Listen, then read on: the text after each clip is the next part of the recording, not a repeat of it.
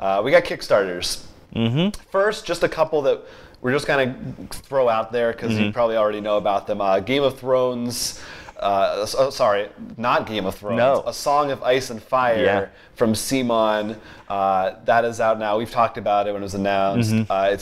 There's one tier. It's $150. Yeah, one of the reasons these are more quick is they're more pre-order, I would want to say, at this point when it comes to these big companies. Yeah, it's you know what you're going to get. The other one is Argent the Consortium.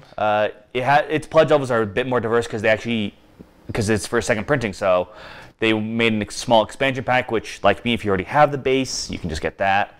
They actually updated the miniatures, so apparently they're better, which is cool. And of course, you can get all the stuff from before. Yeah, so we like Argent. Haven't played Song of Ice and Fire yet, but I'm sure if you want it, you'll buy it. But then we have a few other lesser-known ones. The first one is Sakura. Talk to me about this one, because I looked at this and I thought it looked pretty cool too, actually. Yeah, and this is celebrating sort of the cherry blossom growth in the festivals held in Japan. And the way it works, it's sort of like Crazy 8, but there's a symbol, a yin and yang symbol. In one pile, you have to go up. You have to play equal to or higher than the card that's on there. The other is the opposite, equal to or lower. Okay. But of course, you may not be able to work on either pile, especially if they get to the highest and lowest points, respectively.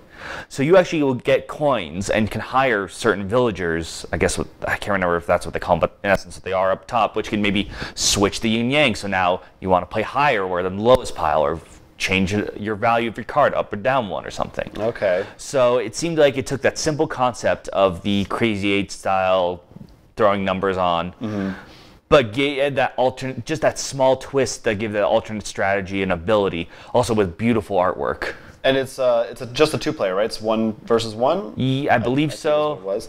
No, it's one of those Zen meditation games that looks like that we like Takedo or Lanterns, kind of like one of those. It seems like in that genre. It looked cool, like a nice, simple one. And that one goes for just $23. So you can check that out. I have one here that I thought looked really cool. It's called Visitor in Blackwood Grove. I did see that, and that looked really cool. So this comes from designer Mary Flanagan, who you may remember we played her game Monarch.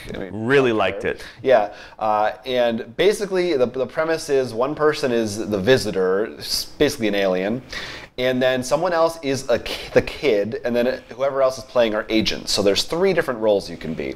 And if you've ever played, this is sort of like a logic game. Our friend Garrett would love this, I think. Where he either loves it or he hates it because he gets right. It depends who you play with.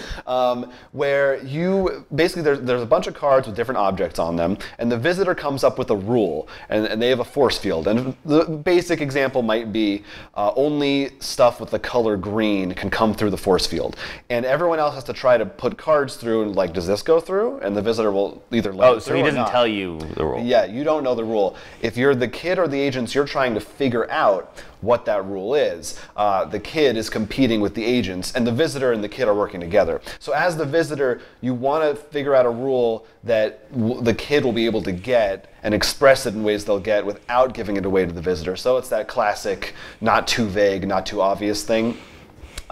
And there's like a trust meter. So depending on different things you do, actions that the kids and agents can do, if you build up trust between the visitor and the kid, you might get special abilities, like you can see. Does the visitor know everyone's role? Actually, I don't actually remember. I know the visitor is obviously public. I think they do. I think everyone is from the start knows who they are. Yeah, they have to be, because the kid has their own special actions. So you can't, you know who everybody is at the start. There's no hidden roles in this one. But a really interesting, logical kind of thing that seems really like it would fit right next to Mysterium or Codenames. Yeah, and I mean, I can't help but notice this definitely hits our nostalgic spot. I mean, yeah, it's got that 80s Amblin-esque kind of aesthetic. The art is really cool looking. So that's Visitor in Blackwood Grove. And that one only $17. I think $20 once it hits retail. So you can check that out. And then finally, we have a final boss to contend with. Yes, speaking of nostalgia. Yeah. Final boss is pretty much it's all just parroting on video games. And you choose like a character, which all of them are puns on, like I think one was Speedy the Porcupine. You know. Obviously a take on Crash Bandicoot. Exactly. So, and then you get a weapon, once again parody on theirs, and then you have to try to defeat bosses to get, or enemies, and hopefully final boss to get points. And of course, it all has that fun backstabby, but it got me because as a big video game fan, I had a lot of that old nostalgia for games and stuff, like, and they're really close too. I'm wondering if they get how close copyright is. Like, one's Laura Crafty. Like, I wonder how close, how far you can push it. It's fair use. It's parody. They can do it. Is it kind of like Cutthroat Caverns, where everyone's attacking one boss together, and whoever? From what I can tell, it seems more like you each take on one, but you can mess around with the others, so a bit more Munchkin-y. But okay, interesting. And I guess it's more like old school, like 2D video game. Well, you said Lara Croft, so I guess they go over. From what I can, while the artwork is I would call it 80s artwork from the logo and stuff.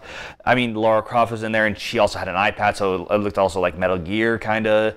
So I want to say pre-2000s. I mean, I haven't seen every card. Right, so. right. Maybe they'll have stretch goals for extra stuff. I don't know. Yes, so that is the final boss for $25. So we had some good picks in there, I think, this week. So no $100 ones. Yeah, except for a Song of We don't count those. Doesn't count. Doesn't count. Not in the list. If you enjoyed this video, it was just a snippet of our full-length podcast, which you can find on our YouTube channel every week. So please go ahead, like, and subscribe for more board game-related content coming at you in the future. And don't forget to check out rollforcrit.com, where we actually sell a lot of the games we talked about, as well as post news and all our other videos. Until then, I'm Will Keeler. I'm Jonathan Estes, and this is Roll for Crit.